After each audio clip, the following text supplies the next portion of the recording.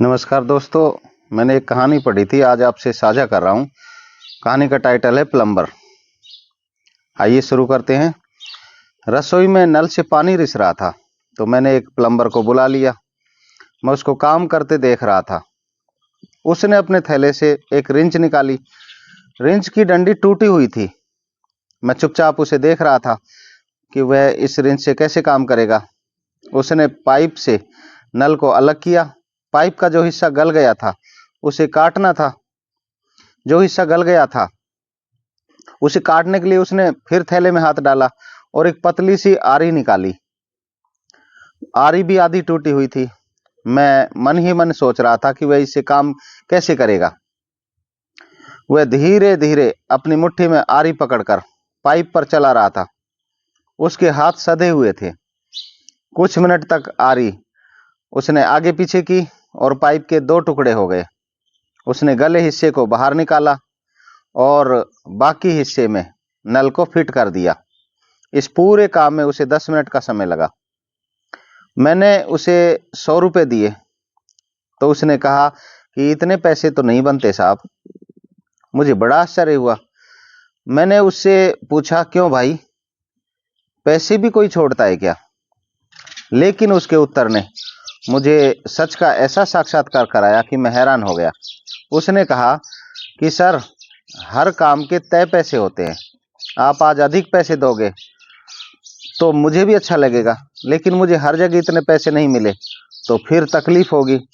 हर चीज का रेट तय है। आप उतने ही पैसे दें जितने बनते हों।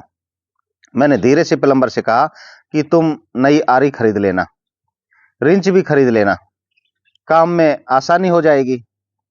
अब तो प्लम्बर हंसा। अरे नहीं सर, औजार तो काम में ही टूट जाते हैं, पर इससे काम थोड़े ही ना रुकता है। मैंने हैरानी से कहा कि अगर रिंच सही हो, आरी ठीक हो, तो काम आसान नहीं हो जाएगा क्या?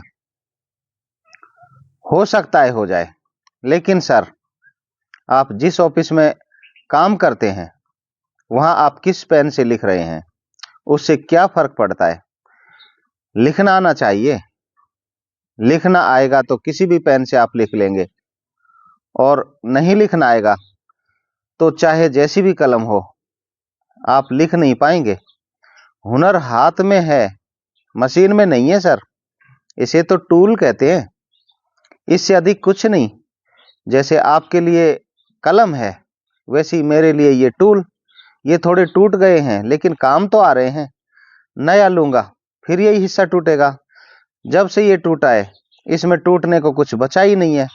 अब काम आराम से चल रहा है। मैं चुप था। दिन भर की मेहनत से, ईमानदारी से काम करने वाले के चेहरे पर संतोष की जो लकीरें मैं देख रहा था, वो सचमुच में हैरान कर देने वाली थी। मुझे लग रहा था कि हम सारे दिन पैसों के पीछे भागते फिरते हैं, पर जब मेहनत और ईमानदारी का टूल हमारे पास हो तो असल में बहुत पैसों की जरूरत ही नहीं रह जाती। हमें बहुत से लोगों से सीखना है।